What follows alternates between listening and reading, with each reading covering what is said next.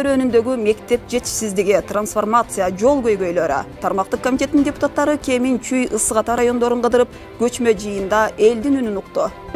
Мына, шумен жашайбыз, кыргызча.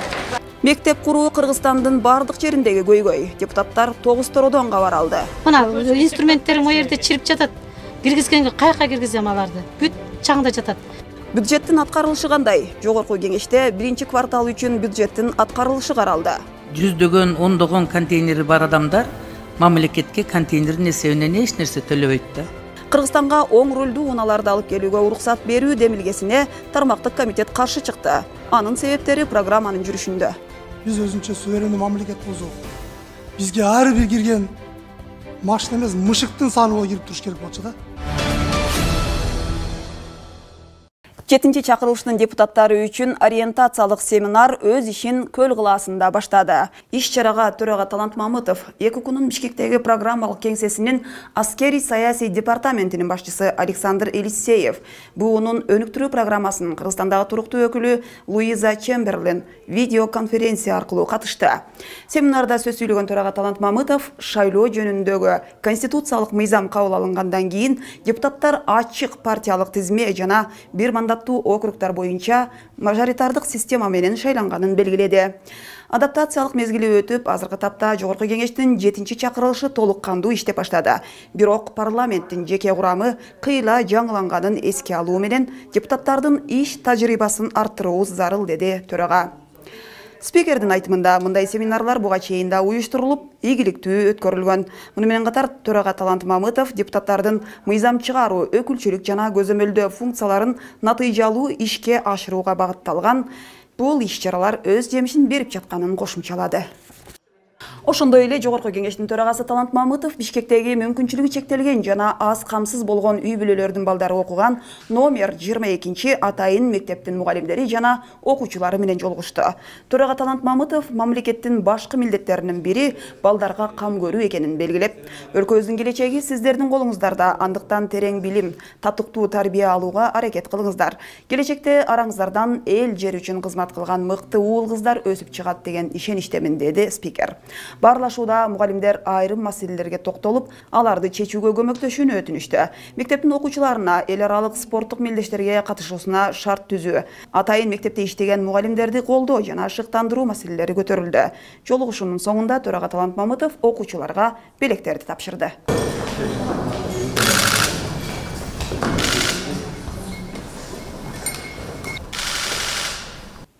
Жогорку кеңештин транспорт, коммуникациялар, архитектура жана курулуш боюнча комитети Чүй облусунун Ысык Ата, Чүй, Кемин райондорунда көчмө жыйын өткөрүп, аймактын социалдык көйгөйлөрү менен жеринде таанышты. Депутаттар менен өрөөндүн элинин жолугушуусунда мектеп, бала бакча, жол, трансформация маселелери козголду. Чынында аймакта 20 жылдап туруп калган мектептер да бар. Алгач эл өкүлдөрү 20 жылдан бери жерде трансформациялоо маселеси курчуп турган Милянфан айыл өкмөтүнө барып, жергиликтүү тургундар менен жолугушту. Турак жай салуу үчүн жер тилкесине муктаждардын саны көбөйгөн. Вот я сейчас самая старая, это я, уже по 70 лет. Дайте мне этот участок. Айыл аймакта 55 гектарды которуу зарылдыгы бар. Мунафыс жобосу кирген. Кудайым буйрса ушул жума, кийинки жумада бекилет. Анан ошого ылайык комиссиялар өзүнүн ишин жүргүзөт. Ушу трансформация боюнча айтып атам го, кичине эле бир жерде туура эмес болуп калса, башка жасап кел депчи. Ошону жакшылыкка кылып карап коелу макул. Милянфанда бала бакчага 200 бала кезекте турат. Жергиликтүүлөр кошумча имарат курууну өтүнүүдө. В этом году однозначно строительства не будет. Можете даже не рассчитывать. Депутаттар Бишкек Нарын Торғарт жолунун абалын көрдү. Депутат Медербек Сакараев жол белгилери туура эмес коюлуп, авариялык кырдаал жаралып жатканына токтолду. Ал туризм үчүн эл аралык маанидеги бул жолду жарыктандыруу маселесин дагы козгоду. На сегодняшний день есть прожектора на солнечной энергии. Если вы отсюда хотя бы до трассы основной сделаете в Кемине, для туристов же будет очень хорошо. Токмок шаарындагы 5 чакырымдай ички жолдорду оңдобосо, унаа кыймылы кыйындаган. В каком плачевном состоянии находятся наши дороги в Токмаке, потому что с бюджета мэрия не исправляется. Ички көчөлөр 30 жылдан бери асфальттан электешет шаардык кеңештин депутаттары. Элдин баары тиянан через город кирип, ана мындай эле келишет да, жолду көрүп атпайсың. Атак түз эле шаардан келет, биядан кирип кетишмек да. Тармактык комитеттин төрагасы Бактыбек Сыдыков дал ушундай жолдорду оңдоо максатында жакында жол фонду түзүлгөнүн белгиледи. Андан түшкөн акчанын 50% жол салууга жумшалса, проблема бир топ жеңилдейт. Айыл өкмөттөр өздөрү дотация болсо, эч ким жасай албай атат, ошону айтып атабыз азыр. Бизде бөлүнбөш керек жолдор. Минтранстын балансына, айыл өкмөттүн балансына депчи. Бир эле Минтранстын балансына киргизишибиз керек бардык жолдор депчи. Ошо ошо жол фондунан ошонун бардыгыбыз ремонт кылышыбыз. Депутаттар Токмактогу балдар батпай калган билим уяларынын шарттары менен таанышты. Пушкин атындагы мектептин директору белгилегендей, алар эң алдыңкы мектеп. Андыктан көпчүлүк балдарын ушул мектепте окушун каалашат. Бирок алардын баарын кабыл алуу мүмкүн эмес. Эл өкүлдөрү жана министрлер кабинетинин мүчөлөрү мектептин аянтын көрүп, жаңы корпус куруу мүмкүнчүлүгүн карады. Ал эми шаардагы 10-чу мектеп капиталдык ремонтту талап кылат. Жылуулук системасындагы жасоо зарылдыгы бар. Трубы заржавели и ремонту не подлежит. Вот сейчас вы обратите внимание, там везде хомуты. Токмок шаарында калкты паспорттоштуруу маселеси да корч. Тагыраагы 100 000 адам жашаган шаарда калкты тейлөө борбору жок. Кезек чоң экенин Токмок шаарынын мэри Урмат Самаев белгиледи. Мэрия бул имаратты санарип министрлигинин балансына өткөрүп, калкты тейлөө борборуна айлантуу сунушун комитеттин төрагасы Бактыбек Сыдыков берди. Бул сунушту жергиликтүү бийлик колдоду. 3 айда ремонтты бүтүрүшөт. Ремонт сенин эсебиңден болбойт, өздөрүнүн эсебинен болот. Даярсыңарбы? Вице-спикер Джамиля Исаева окуган Чүй районундагы Султан Ибраимов айыл аймагындагы мектеп 20 жыл илгери жарактан чыккан экен. Баары окуучуларыбыз жаңы мектепке муктаж. Жер бөлүнгөн, тендер өткөрүлгөн. Азыр болсо бир эле маселе акчасы бюджеттен чечилбей жатат. Садовай айылындагы Иса Укуев атындагы мектеп чала бүткөрүлүп, 1997 жылы колдонууга берилген. Ошол бойдон 3-чү кабаты бүтпөгөн абалда. Мектептин долбоору жоголуп кеткендиктен бюрократиянын кесепетинен каржыланбай келди. Эл өкүлдөрү биринчи кезекте ушул өңдүү объекттер бүткөрүлүшү керек дешет. Көчмө жыйындын жүрүшүндө депутаттар Прогресс айылынын тургундары менен дагы жолугушту. Прогрессте 4 муунду алмаштырган эски мектеп турат. Бул мектептен окуп кеткенимен мага бир 50 жылдан ашып кетти. Ошондо эле салынган. Анан ушул мектеп жаңы бүтүп, ушул менин неберелерим, чөйрөлөрүм окуганын көрүп калсам деген ниетте. Мына, шумен жашайбыз, кыргызча. Комитеттин төрагасы Бактыбек Сыдыков республика боюнча мектеп маселеси өтө курч турганын белгиледи. 17 миллиард сомду талап кылган 492 социалдык объекттин курулушу бүтпөй турат. Бийлик ошол курулуштарды биринчи бүтүрүүнү приоритет кылууда деген эл өкүлү жаңы курулуштар быйыл эмес, кийинки жылдан башталарын белгиледи. Бирок муктаж болуп аткан жерлерге мындай милдеттүү түрдө жаңы дагы салгыла депчи. Мына көрүп атабыз. Берге салыш керек да, салбаса болбойт. Кеминдеги оорукананын төрөт бөлүмү ташталып, абалы ушул. Капиталдык ремонт кылса, имарат дагы көпкө кызмат кылчудай. 30% биздин фонддон берет экен. Ошону берсе, быйыл баштасак, бүтүп алсак, кичинекей эл үчүн жакшы болот эле. Кемин райондук өнүктүрүү фондунун эсебинен курулуп жаткан калкты тейлөө борборунун курулушу менен дагы депутаттар таанышып өттү. Эл өкүлдөрү айрым социалдык объекттерди жергиликтүү өнүктүрүү фонддору аркылуу курулуп жатканын кубаттады. Айта кетсек, Чүй өрөөнүндөгү көчмө жыйынга комитеттин төрагасы Бактыбек Сыдыков баштаган депутаттар Улукбек Ормонов, Джамила Исаева, Мурадыл Сыдыков, Бахридин Шабазов, Миньяра Раимбачаева, Медербек Сакараев, Гүлшаркан Култаева, Бактыбек Чойбеков, Лейла Лурова, Фархат Исмаилов, Эмиль Жусупов жана башка министрлер кабинетинин тийиштүү мүчөлөрү катышып, ар бир объект боюнча тиешелүү чечим кабыл алышты. Ал эми жогорку кеңештин депутаттары Айбек Алтынбеков менен Аида Изатбек кызы 9 Торо районундагы жараксыз абалга кептелген жана курулушу бүтпөй жаткан мектептердин абалы менен таанышты. 9 Тородо дагы мектеп маселелери абдан курч экенин эл өкүлдөрүнүн бул иш сапары ачык көрсөттү. Жаан чачындуу жаз түндүк түштүк автожолунун ар кайсы участкасында жолчулар үчүн чоң түйшүк жаратып жаткан таштар кулап, жер көчүп жолду тосуп калып жатканына депутаттар дагы күбө болушту. 3-4 жылдан бери жылдык эле түшөт. Жаан жааганда, кар жааганда. Анан кандай иштер алып атасыздар? Иштерди жылда эле тазалайбыз. Тогуз-Тороо районундагы Таштемир Сатыбалдиев атындагы номери 7-мектепке курулушу толук бүтелектеле кирип окуй башташкан. Башка арга жок болчу. Именно ушу укстар, постройлор, подрядчиктерди таап келет. Алар неизвестно, монда бир чемоданы бар экен, бирөөнүкүчү. По документам билеген фирма бар экен. Ичинде техника бар экен, толтура 100ден ашык киши иштейт экен. А на самом деле ошонун баары бир портфелдин ичинде экен. Ошону менен спорт залынын фундаменти куюлган боюнча бүтпөй калган. Балдар кыштын күнү ойногондо аябай кыйналышат. Анын үстүндө мектеп, эски мектеп тиякта болуп, площадка да жок. Балдардын ойной турган шарты жок да такыр. Ал эми Казарман айылындагы номер 13-мектеп адегенде курулушчулардын жатаканасы. Анан оорукана, кийин мектеп болуп калган эскилиги жеткен имарат. Капиталдык ремонт дегенди көргөн эмес.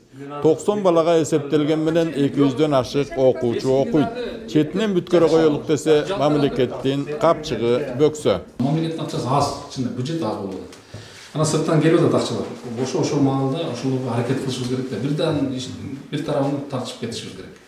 Райондогу Асан Абдырайымов атындагы мектептин кошумча корпусунун курулушу башталып келип токтоп калган. Куруучу фирманын ээси кайда экени белгисиз. Бул мектепке 13 миллион сом бөлүнгөн боюнча акча бөлүнө элек. Объекттер көп экен буларда ушундай. Анан биз Ошко чейин барганбыз бунун. Прокуратуранын көрсөтмөсү менен барып азыр бул ишти областка алышкан. Ал эми бул мектептин башкы корпусу 2001-жылы эле пайдаланууга берилген жаңы мектеп. Бирок качан патологу түшүп кетет деген кооптуу жагдай бар. Жок дегенде бул түшүп кетпесин деп, жок сынып күнү бирдеме болуп түшсүн, талбы түшүп калбай деген сыяктуу болуп айтышты бизде. Кирөөчтөрүн кайра жасап чыгуу үчүн атайын проект керек болот. Бул жер деген болбойт.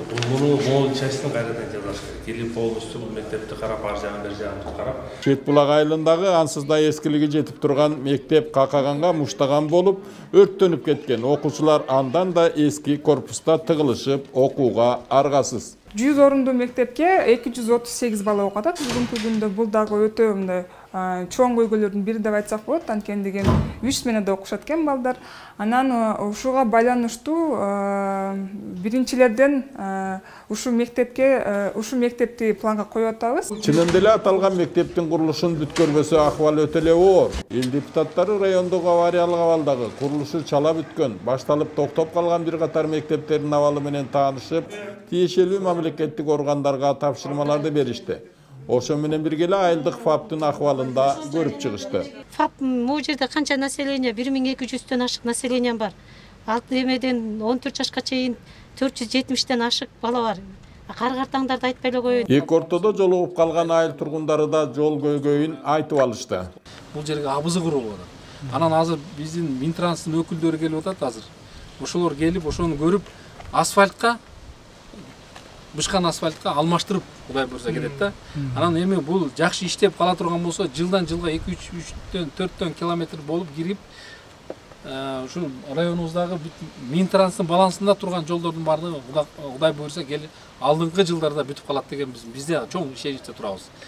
Депутат Айбек Алтынбеков кыргыз-казак чек арасында жүк өткөрүүдөгү өнөкөткө айланган көйгөйдү айтып чыгып, эгер кошуна тарап мындай мамилени койбосо, Кыргызстан тараптагы суу менен блокада кылыш керек деди. Мындай пикирин эл өкүлү тармактык комитетте республикалык бюджеттин 1-кварталдагы аткарылышын талкуулоо учурунда айтты.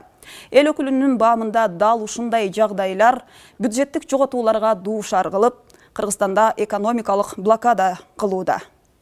Эл өкүлү Айбек Алтынбеков кыргыз-казак чек арасынан жүк өткөрбөй узакка кармоодон жоготуулар болуп жатканына тынчсызданды. Жакында жүк ташуучу унаалардын тыгыны 8 чакырымга чейин жетип, ишкерлер жапа чеккен. Мындан улам депутат Айбек Алтынбеков мындай экономикалык блокадага жооп катары Кыргызстан өз рычагын колдонушу керек деди. Кытайдан келген потокту Казакстан аркылуу кирсин деген Казакстан тараптын чечими болуп атат, туурабы? Туура, болот. Туура айтып атасыз. Бул өткөн жумада эле 8 километрге созулган uzun машиналердин баягы кезеги бар эле, сүйлөшүүнү жүргүзүп, ошонун жыйынтыгында азыркы күндө жүктүн кезеги жок. Бирок бирок аркы Казакстан өзү жагына киргизип алып, барыстын ичинен талкалап атышат. Биз дагы суга суусун блокада жасайлы. Мен сунум ушундай. Токтотолу биз. Биз эгерде кошуна мамлекеттер менен жакшы мамиледе боло турган болсок, алаканы биз жакшы жогорку деңгээлде кылышыбыз керек. Бюджеттин аткарылышы пландалгандай эле өз нугунда ишке ашууда. Финанс министринин орун басары Мелис Аттокуров ырастагандай, фискалдаштыруунун жыйынтыгында бир топ натыйжа чыгып, 3 айдын кирешеси 53 миллиард, чыгашасы болсо 49 миллиард сомду түзгөн.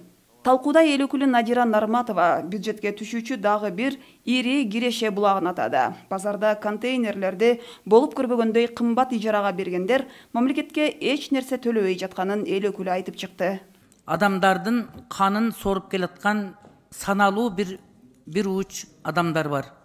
Базарларды жасап, куруп, анан 15 квадрат метр контейнерди бир жылына 10 миң, 15 миң, 20 миң, 25 миң долларга чейин пайда тапкан жүздөгөн, ондогон контейнери бар адамдар мамлекетке контейнердин эсебинен эч нерсе төлөбөйт да. Ошол эле мезгилде ошо контейнерлерди койдурган базаркомдордагы жер үчүн 15 метр квадраттан адамдардан кеминде айына 5 миңден кем эмес акы алышат дагы мамлекетке эч нерсе төлөбөйт. Болгон ошо жерде соода кылган адамдар, баягы эле карапайым адамдар дагы ККМди коюп берсеңер ага да жооп берет, патентти да алат, соцфондду да төлөйт. Теманы улантабыз. Эл аралык жолдордо жүк ташууну санариптештирүү, документтерди, келишимдердин баарын электрондоштуруу маселеси каралууда. Мындай системага буга чейин Орусия, Тажикстан жана Өзбекстан кирген. Ал эми Кыргызстан болсо жаңы гана тутумга кирүүнү белсенүүдө. Ал эми Казакстан болсо кире элек. Бул маселе Жогорку Кеңештин тармактык комитетинде талкууланды. Бул долбоор аркылуу жүк ташуу процессине санариптик технологияны киргизүү, өлкөлөрдүн мамлекеттик чек аралары аркылуу транспорттук каражаттардын өтүүсүн жөнөкөйлөтүү жана тездетүү, эл аралык жүк ташууда автомобиль транспорту менен товарларды жеткирүү убактысын азайтуу максатында иштелип чыккан. Эгер ушул мыйзам кирип калса, бизге кандай жакшы нерселер болот, ошону айтып кетчиңизчи анда. Кагаз түрүндөгү документтер электрондук болот, границалардан өткөнгө жеңилирээк болот. Ага ылайык конвенция эл аралык автотранспорттук жеке укуктук негизги документтердин бири болуп эсептелет. Макулдашууга 58 өлкө кирет. Азыркы учурда 58 мамлекеттин ичинен 29 конвенциянын кошумча протоколуна кошулган. Алардын катарында Россия, Тажикстан, Өзбекстан бар. Кыргызстандагы кирүү ниетин билдирүүдө. Казакстан Республикасы бул токтомго эмне үчүн кол койбой жатат? Маалымат барбы сизде? Так. Бул макулдашууга эмне кол койгон себебин бизде маалымат жок, бирок бул мен айткандай эле биринчиден эми относительно жаңы протокол, цифровизация деп өлкөлөр эми өтүп атат. Ишкердик үчүн пайдасы жүк ташуу процессин уюштурууда документ жүгүртүүнү жөнөкөйлөтүү жана чыгымдарды азайтууга мүмкүнчүлүк түзүлөр айтылууда. Жол баракчасы телефондо болобу, же бирдиктүү базанын тутуму болобу, атайын ошол веб-сайтта киргизилеби, ушунун жол жобосун айтып бериңизчи, мындай формасын. Биякта визуальный көрсөтүп берсеңер дагы жакшы болмок. Бияктан электрон документтин барбы жокпу деп текшербей эле мындай машиналар кирип жүргөн. Азыр Кыргызстан өзүнүн милдетин алып атат, мен билгенден. Границага эгерде электрон документ жок болсо, границага кирбейт да. Талкуудан соң Женева шаарында кол коюлган жүктөрдү эл аралык жолдорду ташуу келишими жөнүндө конвенциянын электрондук коштомо кагазга тиешелүү кошумча протоколуна кошулуу жөнүндө мыйзамынын долбоору колдоо тапты. Кыргызстанга оң рулдуу автоунааны кайрадан ташып келүүгө уруксат берүү жөнүндөгү мыйзам долбоорун тармактык комитет четке какты.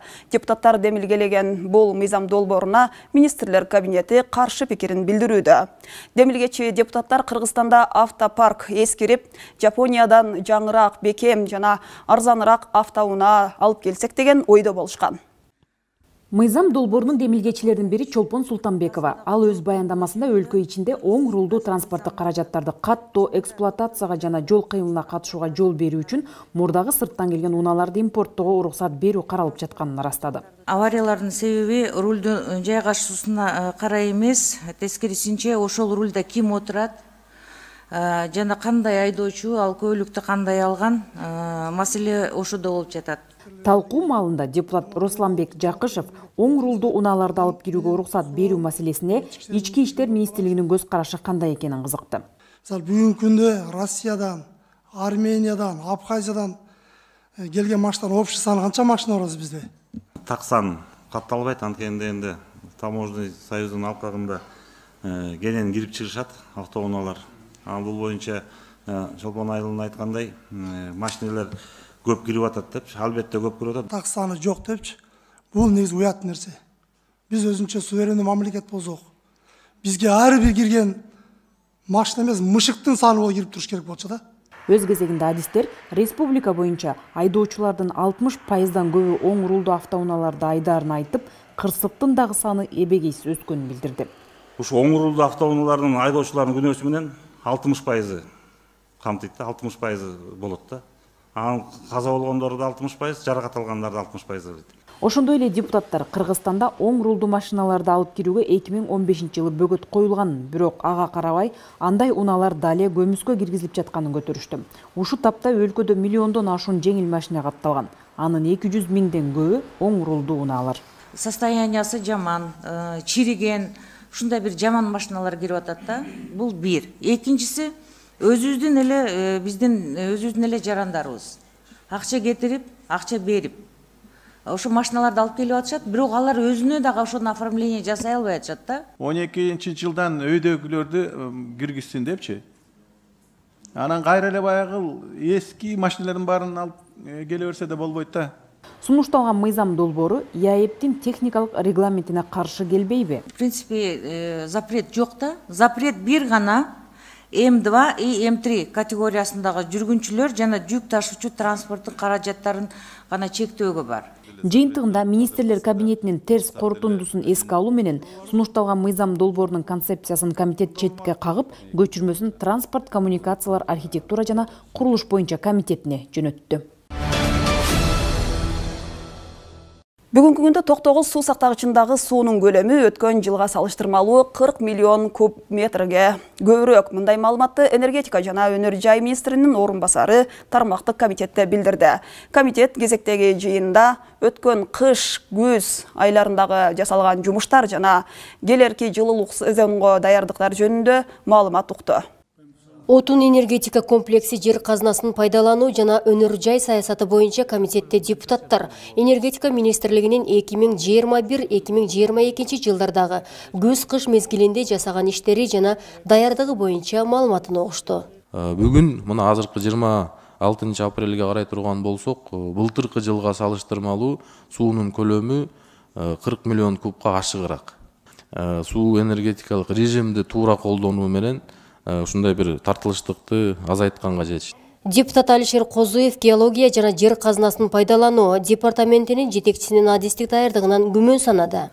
Бардыгыбыз бири-бирибизге жаман көрүнүп, ушунча кишини убара кылып, келип отуруп, ушундай мыйзамдарды кабыл алып берип атабыз, ушулар жакшыраак иштесин деп.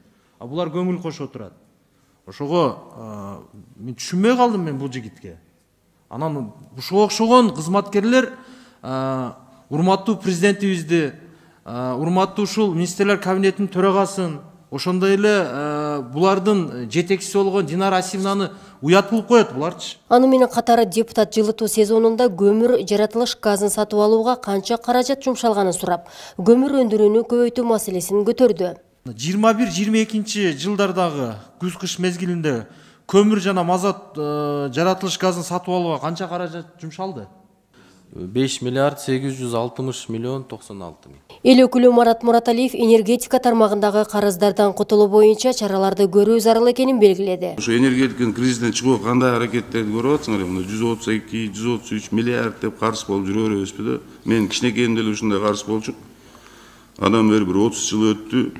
Дагы эле вот эти карыздар продолжается да. Ушуга бир чечкиндүү адамдарга барбайсыңарбы? Буга чейин эми ар кандай ой пикирлер, сын пикирлер айтылып келинген, энергетика тармагына болгон кандайдыр бир ишеним дагы кандайдыр бир деңгээлде жоголуп калган да. Ошол ишенимди кайра биз азыр кайтарышыбыз керек. Реформаны кылмайынча энергетика тармагында кандайдыр бир өзгөрүү болбойт. Жыйындын соңунда комитет мүчөлөрү айтылган сунуш пикирлерди кабыл алуу менен аталган токтомдун аткарылышын канааттандырарлык деген чечим кабыл алды. Конституциянын өзгөргөнүнө байланыштуу бир катар мыйзам долбоорлор жаңы баш мыйзамга шайкеш келтирилүүдө. Конституциялык мыйзамдар, мамлекеттик түзүлүш, сот укуктук маселелер жана Жогорку кеңештин регламенти боюнча комитет кезектеги жыйынында Жогорку кеңештин регламенти жөнүндөгү мыйзам долбоорун талкуулады. Аталган долбоорду 6-чакырылыштын депутаттары талкууга койгон, бирок кабыл алууга жетишкен эмес. Анда кандай өзгөртүүлөр болуп жатат? Кененирээк сюжетте. Аталган комитеттин жыйыны Жогорку кеңештин регламенти жөнүндөгү мыйзам долбоорун 2-3 окууда кароону туура көрдү. Мыйзам долбоорунун баяндамачысы Марлен Маматалиев депутаттар тарабынан 40 ар кандай сунуштар келип түшкөнүн белгиледи. Анын ичинен бир катары редакциялык мүнөздөгү оңдоолор боло турган болсо, дагы бир катары заман ыргагына карата сунушталып жаткан өзгөртүүлөр болду. Депутаттардын бир тобу бул мыйзам конституциялык мыйзам болсун дегенди жакташууда. Анда ушул да маанилүү болуп атат, буга дагы сиздердин көңүлүңүздөр буруп кетет элем. Биз кандай кабыл алайлы? Конституциялык мыйзам болсунбу, же жөнөкөй мыйзам болсунбу? Комитет конституциялык мыйзам болсун деген сунушту сиздерге сунуштап атат. Мен биринчи, экинчи, үчүнчү созувда иштегенде бизде бул токтом менен кабыл алганбыз. Керек болгондо бат эле өзгөртүп иштечилекте. Даже керек болсо буну Марлен Абдрахманович, сиз айткандай токтом менен эле кирип койсо болот. Мыйзамдан түшүрүпчү. Ошентип мына ушундай пикирлерден кийин конституциялык эмес, жөнөкөй мыйзам болсун дегенге токтолушту. Жаңы регламенттеги добуш берүү, макул, каршы деген тартип менен эле жүргүзүлсүн деген норма талаш жаратып жиберди. Любой парламентте, дүйнө жүзүндө канча парламент болсо, макул, каршы, калыс бар. Оонда дагы бар. Эгерде биз бул жерге калыс дегенди киргизсек, анда аны ыргылжың деп эле коюш керек да. Менин оюмча.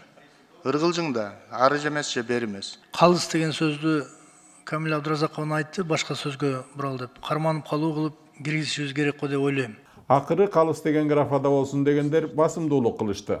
Регламентте мурда кездешпеген жергиликтүү өз алдынча башкаруу органдарынын союзу бир катар талаш тартыштардан кийин 2 жылда бир Жогорку кеңешке маалымат берип тура турган болду.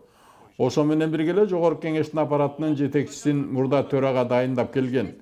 Депутаттардын сунушу менен эми Жогорку кеңеш беките турган болду.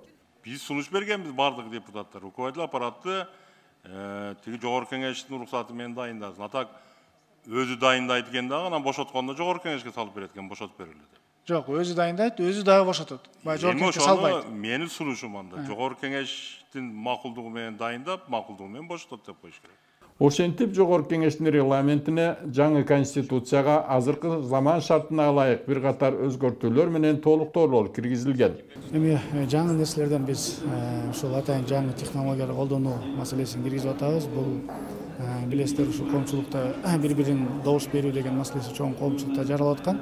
Мына биз ошону Face ID же болбосо отпечаток пальца деп коет экен. Мына ошо менен өзүбүздү регистрация кылып жана өзүбүзгө өзүбүз добуш бере турган норманы киргизип атат. Анткени конституцияда жазылып калган, bundan кийин бири-бирине доверенность берилбейт депчи.